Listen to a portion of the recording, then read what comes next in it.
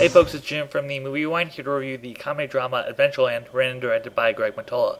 In the summer of 1987, James Brennan, played by Jesse Eisenberg, is an uptight recent college graduate who discovers that he'll have to get a minimum wage job at a local museum park instead of spending his summer in Europe after he learns his father has been demoted and won't be able to support James going to Columbia University for graduate school. Frustrated at first, he takes some risks he normally wouldn't have, and he forms some friendships with several of his co-workers, particularly a cool but troubled girl named M, played by Kristen Stewart.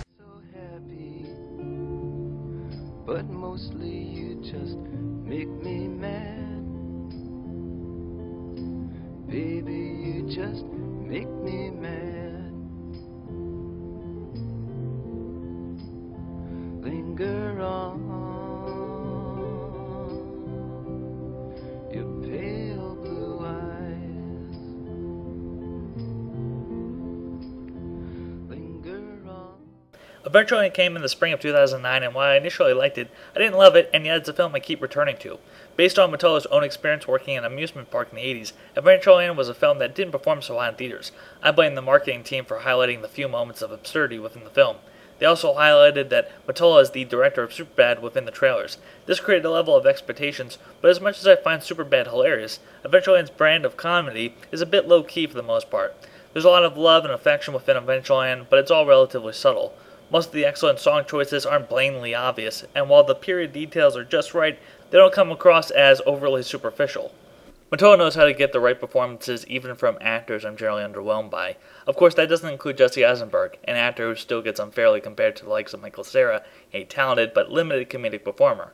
Eisenberg has a wider range and is a real actor. His shy demeanor never comes off as annoying or too cute. It's rare to see young men and women like James and M in films. It's that point past adolescence but right before adulthood. It's a scary time concerned for the future and the troubles of marriage, families, and career situations. Observing his parents doesn't make it any easier for James as well. Though it's never addressed, James finds alcohol in his father's car. It's these little moments that say so much about a character.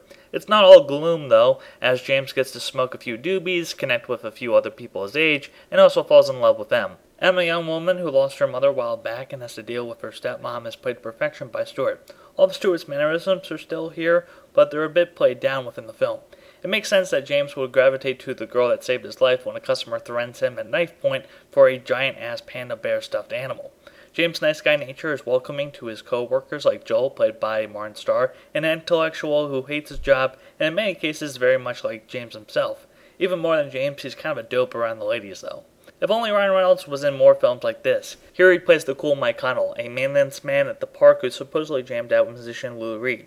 Connell is married but has an affair with M, who of course feels guilty and dishonest to James. This doesn't stop Connell from giving James some friendly advice here and there. In a way, he treats James like a younger brother and isn't threatened by him when he moves on M. Most films would try to make Connell the bad guy, angry at James for no good reason. This film avoids that. When James dates another girl, Connell doesn't tell M. In any other flick, he probably would have. It's a quiet performance by Reynolds. Margarita LaViva plays Lisa P., infamous at the park for her beauty. She might not be the sharpest girl, but Mottola refuses to make her one-dimensional, seeking a nice guy instead of a bad one and having to deal with her injured father to her dismay. Bill Hader and Kristen Wiig offer a lot of color and humor in a down-to-earth flick as the managers of the park. They may come off a bit more cartoonish, but they're not completely out of place within the film. The film also has a perfect soundtrack that features songs like Satellite of Love from Lou Reed. Satellite of love. Satellite of love. Modern Love by David Bowie.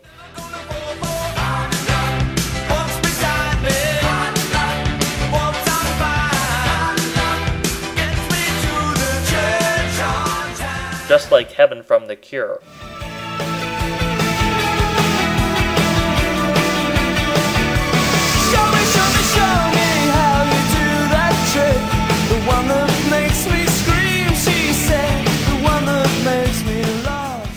Your Love from The Outfield. I don't wanna lose your love tonight.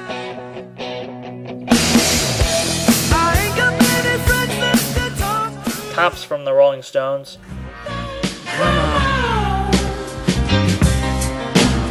Have you ever heard those opening lines? You should leave this small town way behind. And Don't Want Want to Know If You Are Lonely by Husker Du.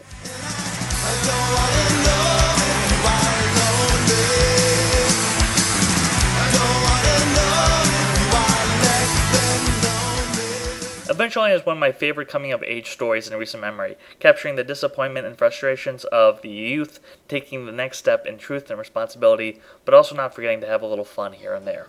That's it for the Movie Rewind. Have a good day, folks. Until next time.